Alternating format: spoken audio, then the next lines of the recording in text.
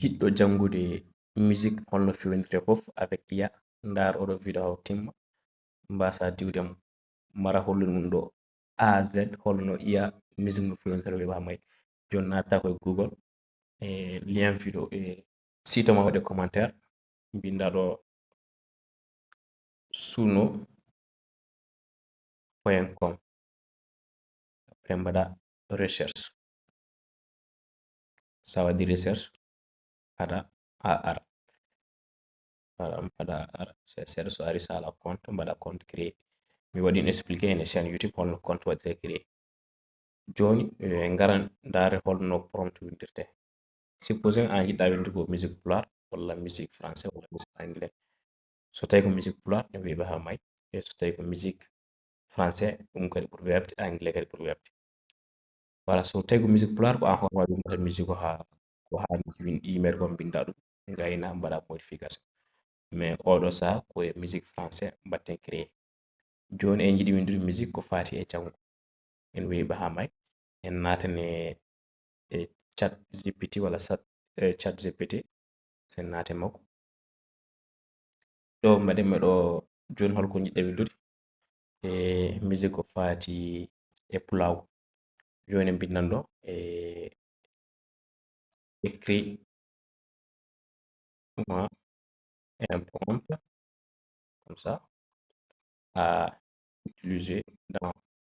Suno AI pour créer de, de la musique. Maintenant, joni sa gayni ɗo hol thème façon jiɗɗa joni mbaɗen thème o une musique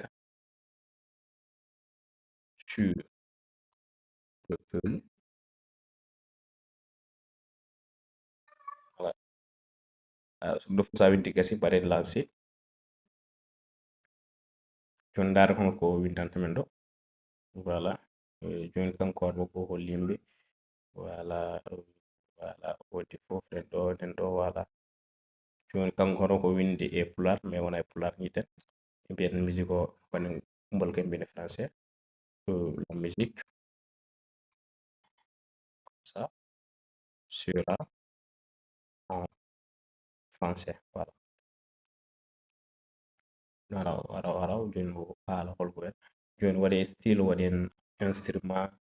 voilà waɗen tempo waɗen voix donc ɗum ɗo garten mbaɗen copier après mbaɗen ɗum coller e suno e joni sen daari peuple du vent et de plaine ouverte nous marchons là où le soleil s'arrête voilà joni prompt men woni ɗo mbaɗen copier voilà sen belama garen ga kadi mbaɗen oɗo no copier so woni instrument o style mo kanni wadde o ɓamemo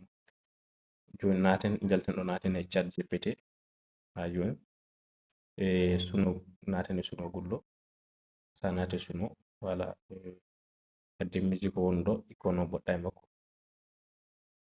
sa boɗɗe makko ɗon waɗi simple walla simple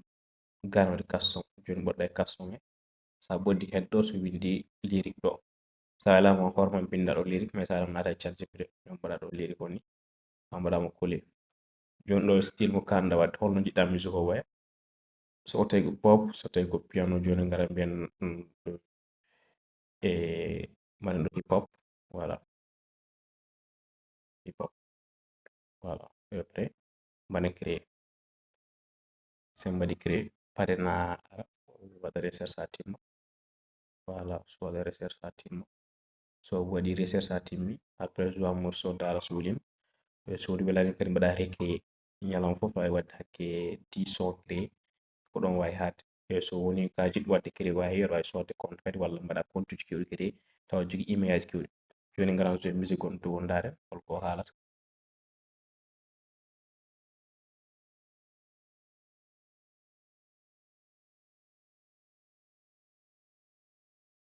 woɗɗa e musique après jaltata hol lyrique o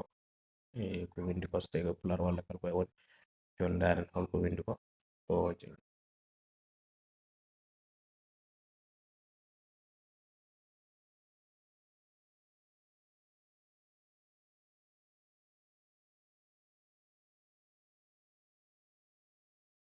voilà gasi sa waɗi créé ha joni gesa walama jaltaɗo natano goɗɗo non so woni vidéo a dari hay temuɗo fet kaɗa yiɗi wadde fewnude musique waɗi jiɗi wadde like commenté mbaɗa partage hunde heɓe nafoore ko ɗum hokkata courage vidéo ji goɗɗi mbaɗe